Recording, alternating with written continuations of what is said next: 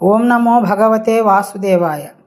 శ్రీ అన్నంగరాచార్యులు వారు రచించిన శ్రీ వెంకటేశ్వర సుప్రభాతంలో ప్రపత్తి చెప్పుకుంటున్నాం. సద్యో వికాసి సముదిత్వ రసాంధ్ర రాగ సౌరభ్య నిర్భర సరోరుహ సామ్య వార్తాం సమ్యక్షు సాహస పదేషు విలేఖయంతౌ శ్రీ వెంకటేశ చరణౌ శరణం ప్రపద్యే. రేఖామయధ్వజ సుధాకలశాతపత్ర వజ్రాంకుశాంబుర్హకల్పక శంఖచక్రైః భవ్యైరలంకృత తలౌ పరతత్వచిహ్నైః శ్రీవేంకటేశ చరణౌ శరణం ప్రపద్యే.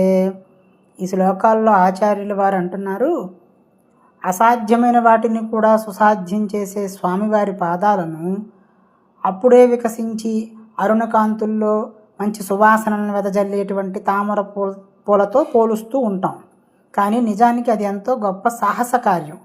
ఎందుకంటే ఎంతో పవిత్రమైనటువంటి ఆ శ్రీమన్నారాయణుడు శ్రీనివాసుడి పాదాలను వాటితో పోల్చటం మరి సాహసమే కదా. కానీ మనల్ని అలా చేయటానికి ప్రేరేపించేది కూడా ఆ స్వామి పాదాలే. కాబట్టి ఆ స్వామి పాదాలనే నేను శరణ వేడుతున్నాను అని చెప్తున్నారు.